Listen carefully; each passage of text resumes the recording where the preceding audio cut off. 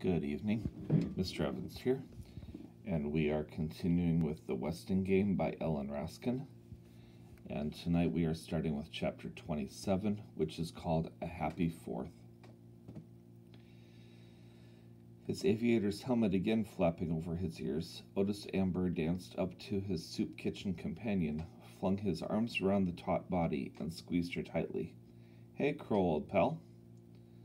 "They said I was innocent, Otis. They said I was innocent," she replied vaguely. Angela, too, wanted to hug her in welcome, but closeness was not possible for either of them. Instead, Angela offered a crooked smile.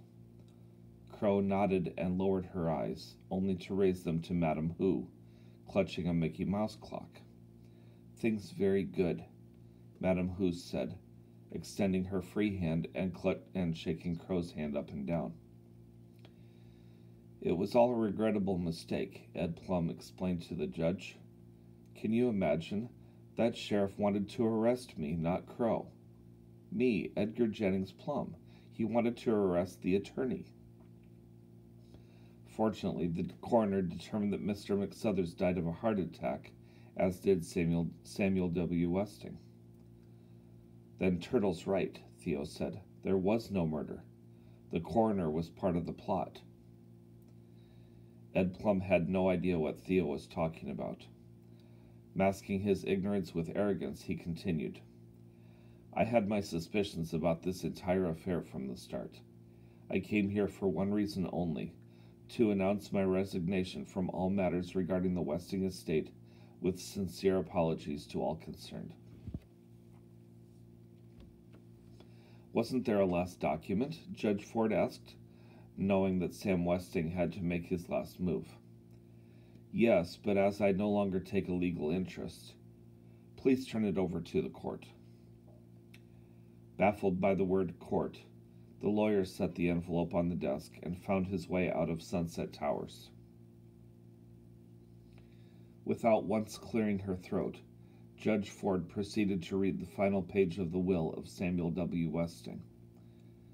17th. "Goodbye, my heirs. Thanks for the fun and games.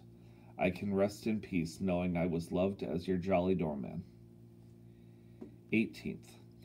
I, Samuel W. Westing, otherwise known as Sandy McSuthers and others, do hereby give and bequeath all the property and possessions in my name as follows. To all of you in equal shares the deed to Sunset Towers, and to my former wife, Bertha Erica Crow, the $10,000 check forfeited by Table 1, and two $10,000 checks endorsed by J.J. Ford and Alexander McSuthers. 19th. The sun has set on your Uncle Sam. Happy birthday, Crow, and to all of my heirs, a very happy 4th of July. Judge Ford set the document down. That's it. That's it. What about the $200 million, the heirs wanted to know. We lost the game, the judge explained, staring at Turtle, her face a mask of sad, childlike innocence as she nestled once again in Flora Baumbach's arms. I think. Turtle rose and walked to the side window, seeking the Westing house, which stood invisible in the moon-clouded night. Hurry up, Uncle Sam. I can't keep up this act much longer. The candle must have burned through the last stripe by now. Behind her, the discontented heirs grumbled. He made fools of us all. He played us like puppets. He was a good man. He was a vengeful man, a hateful man. Windclopple? He tricked us, the cheat. A madman, stark raving mad. Oh my, just listen to you, Flora Baumbach said. You each have $10,000 more than you started with. And an apartment building to boot. The man is dead, so why not think the best? Boom, boom, boom. Happy 4th of July, Turtle shouted, as the first rockets lit up the Westing house, lit up the sky. Boom, ba-boom, boom, boom. The heirs gathered around Turtle at the window. Boom! Stars of all colors bursting into the night. Silver pinwheels spinning, golden lances up, boom! Crimson flashes flashing, blasting, scarlet showers, boom! Emerald rain, boom, boom! Orange flames, red flames leaping from the windows, sparking the turrets, firing the trees. Boom! Cried Madame Hu, clapping her hands with delight. The great winter fireworks extravaganza, as it came to be called, lasted only 15 minutes. 20 minutes later, the Westinghouse had burned to the ground. Happy birthday, Crow, Amber said, reaching for her hand. The orange glow of the morning sun had just begun its climb up the glass front of Sunset Towers when Turtle set out to collect the prize. She pedaled north past the cliff, still smoldering with the charred remains of the Westinghouse. Reaching the crossroads, she turned into the narrow lane, whose twisting curves mimicked the shoreline. The heir who wins the windfall will be the one who finds the fourth. It was so simple once you knew what you were looking for. Sam Westing, Barney Northrup, Sandy McSouthers. West, north, south. Now she was on her way to meet the fourth identity of Wendy Windclopple. She could probably have figured out the address, too, instead of looking it up in the Westingtown phone book. There it was, number 4, Sunrise Lane. A long driveway, its privacy guarded by tall spruce, led to the modern mansion of the newly elected chairman of the board of Westing Paper Products Corporation. Turtle climbed the stairs, rang the bell, and waited. The door opened. Turtle felt her first grip of panic as she confronted the crippled doctor. Could she have been wrong? "I'd like to see Mr. Eastman, please," she said nervously. "Tell him Turtle Wexler's here." "Mr. Eastman is expecting you," Dr. Sykes said. "Go straight down the hall." The hall had an inlaid marble floor, no oriental rugs. Reaching its end, she entered a paneled library, this one filled with books. There he was, sitting at the desk. Julian R. Eastman rose. He looked stern and very proper. He wore a gray business suit with a vest, a striped tie. His shoes were shined. He limped as he walked toward her, not the crooked limp of Dr. Sykes, just a small limp, a painful limp. Again, Turtle was gripped by panic. He seemed so different, so important. She shouldn't have kicked him, the Barney Northrup him. He was coming closer. His watery blue eyes stared at her over his rimless half-glasses. Hard eyes. His teeth were white, not quite even. No one would ever guess they were false. He was smiling. He wasn't angry with her. He was smiling. "Hi, Sandy," Turtle said. "I won." Chapter 28 is called And Then. Turtle never told. She went to the library every Saturday afternoon, she explained, which was partly true. "Make your move, Turtle. You don't want to be late for the wedding." The ceremony was held in Shinhu's restaurant. Grace Wexler, recovered from a world record hangover, draped a white cloth over the liquor bottles and set a spray of roses on the bar. No drinks would be served today. Radiant in her wedding gown of white heirloom lace, the bride walked down the aisle past the tables of well-wishers, on the arm of Jake Wexler. Mr. Hu, the best man, beamed with pride at her light footsteps as he supported the knee-knocking, nervous groom. A fine red line of a scar marked Angela's cheek, but she looked content and lovely as ever in her pale blue bridesmaid's gown. The other bridesmaid wore pink and yellow with matching crutches. The guests cried during the wedding and laughed during the reception. Flora Baumbach smiled and cried at the same time. "You did a good job altering the wedding dress, Baba," Turtle said, which made the dressmaker cry even harder.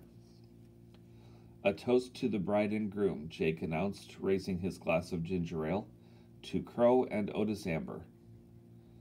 The heirs of Uncle Sam Westing clinked glasses with the members of the Good Salvation Soup Kitchen, sobered up for this happy occasion. To Crow and Otis Amber. Apartment 4D was bare. For the last time, Judge Ford stared out the side window to the cliff where the Westing house once stood. She would never solve the Westing puzzle. Perhaps it was just as well. Her debt would finally be repaid, with interest. The money she received from the sale of her share of Sunset Towers would pay for the education of another youngster, just as Sam Westing had paid for hers. "Hi, Judge Ford. I came to say goodbye," Chris said, wheeling himself through the door. "Oh, hello, Chris. That was nice of you. But why aren't you studying? Where's your tutor?" She looked at the binoculars hanging from his neck. "You haven't been bird watching again, have you? There will be plenty of time for birds later. First, you must catch up on your studies if you want to get into a good school." Good heavens, she was starting to sound like Mr. Who. "Will you come to see me?" Chris asked. "It gets sort of lonely with Theo away at college."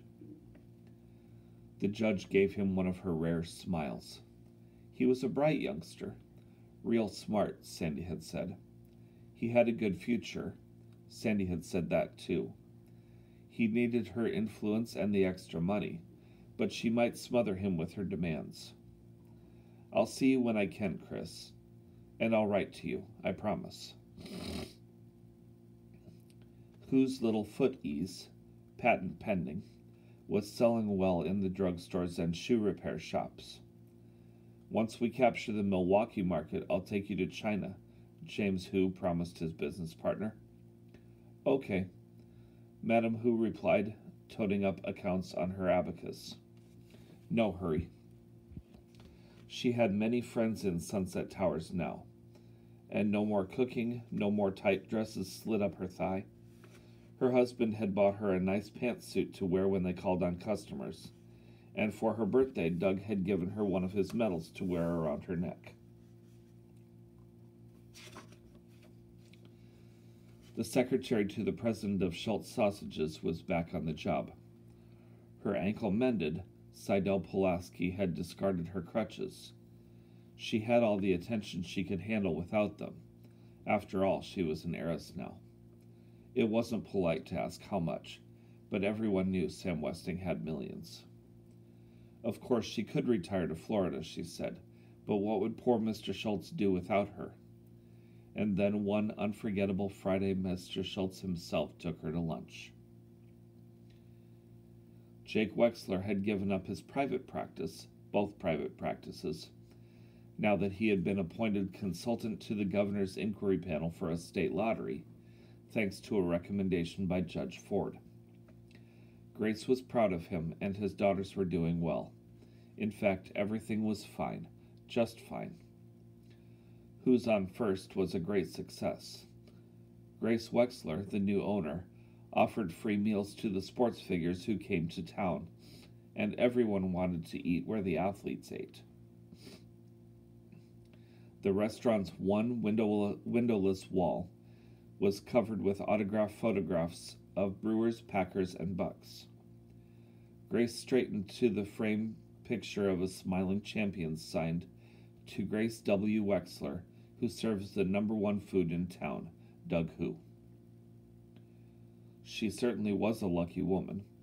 A respected restaurateur, wife of a state official, and mother of the cleverest kid who ever lived. Turtle was going to be somebody someday. A narrow scar remained, and would always remain, on Angela's cheek.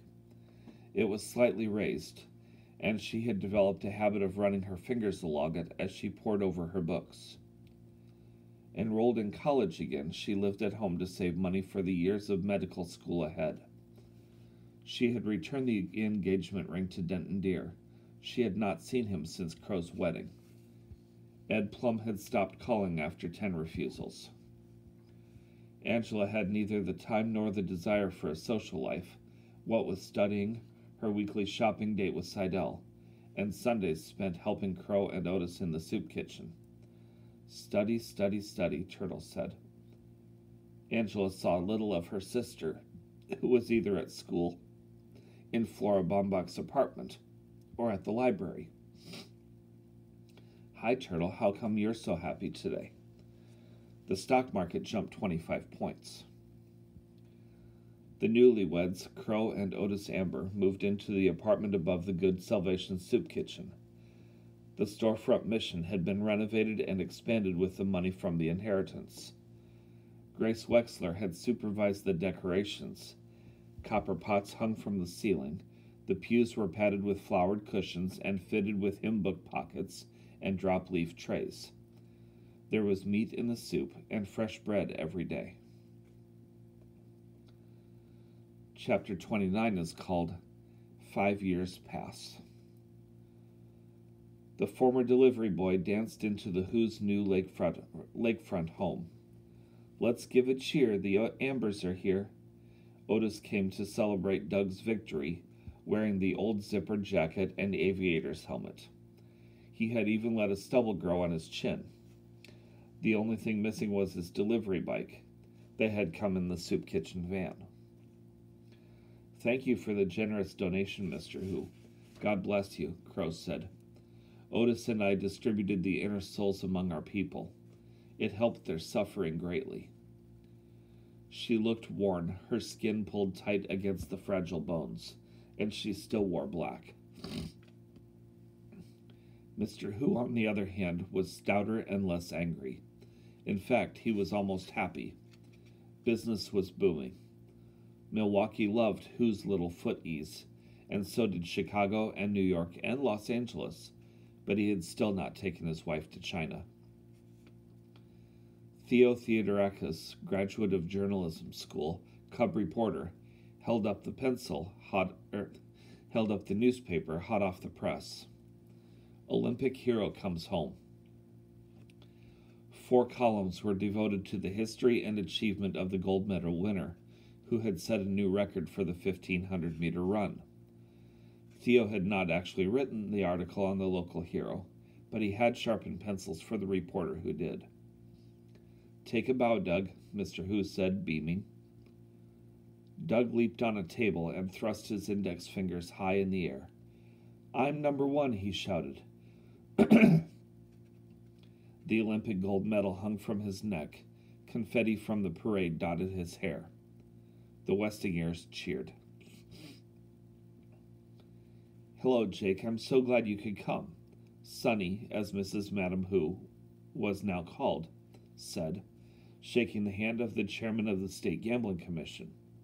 Boom, Jake Wexler replied. Hello, Angela. Denton Deer had grown a thick mustache. He was a neurologist. He had never married. Hello, Denton.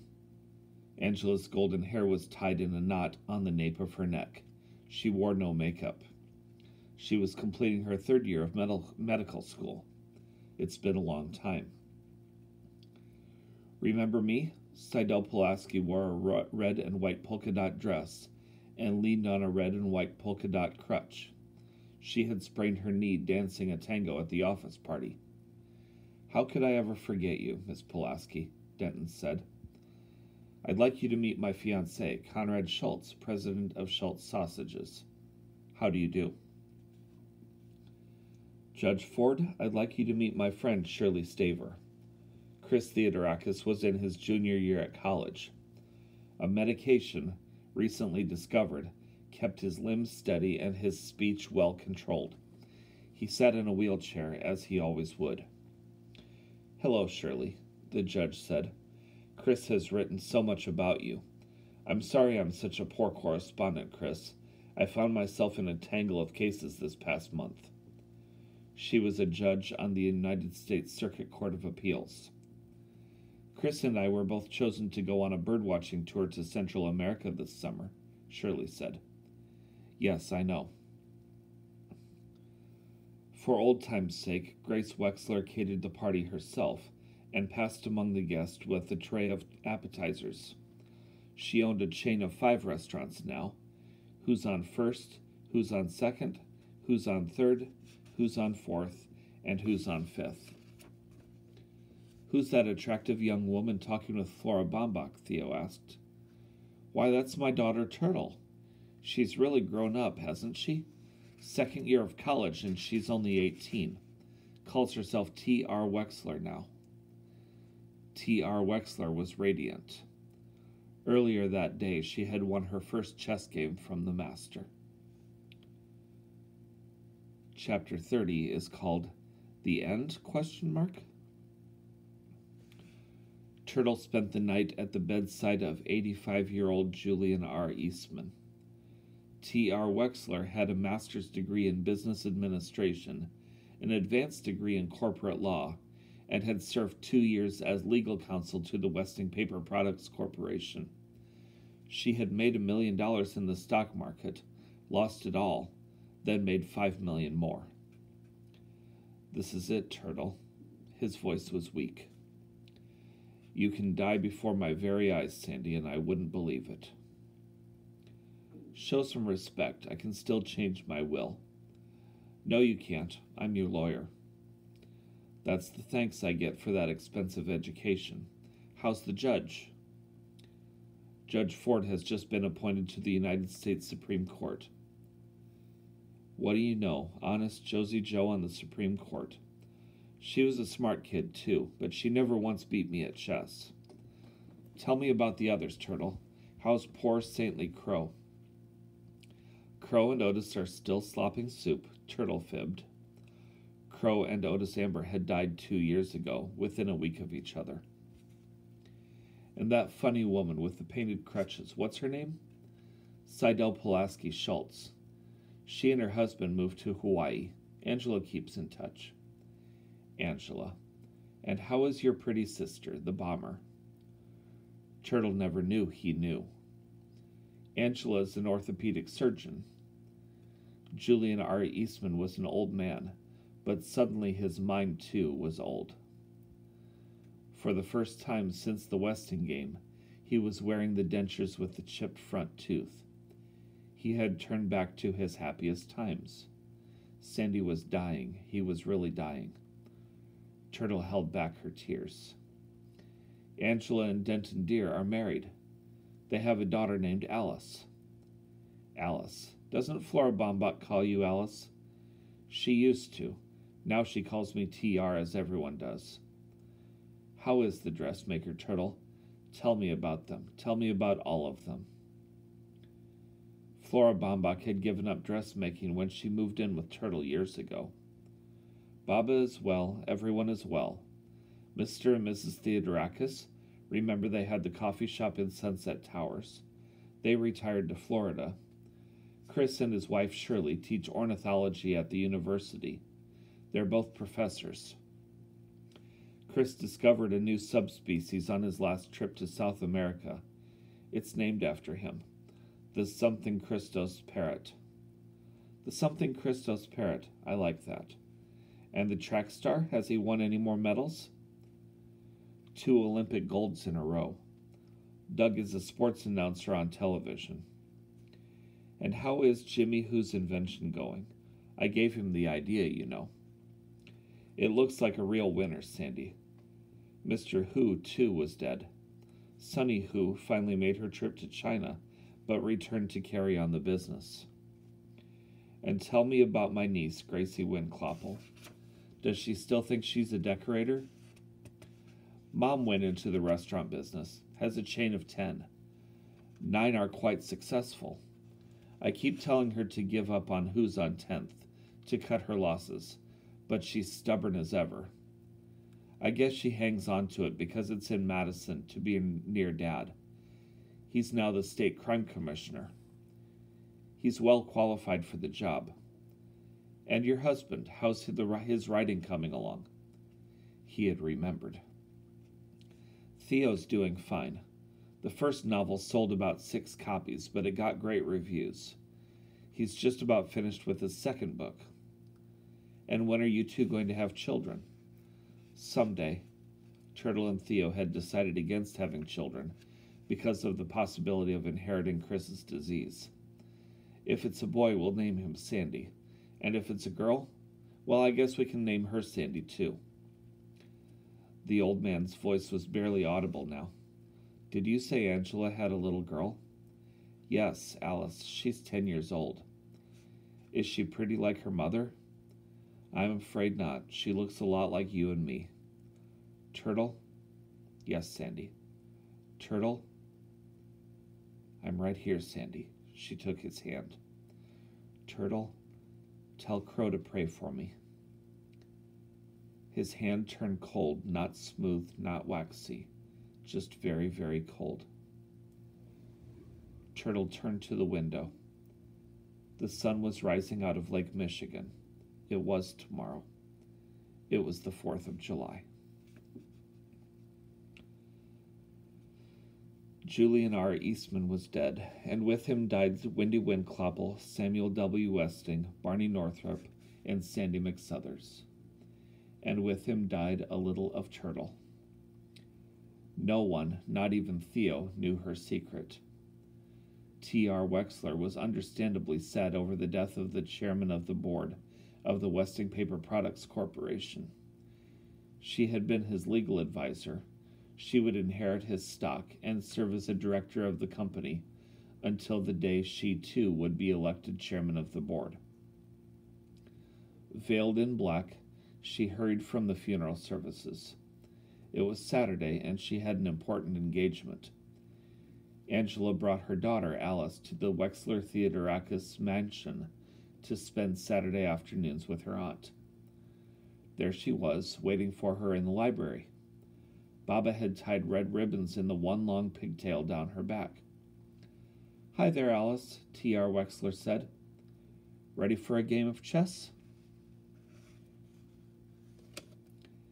That is the end of our book.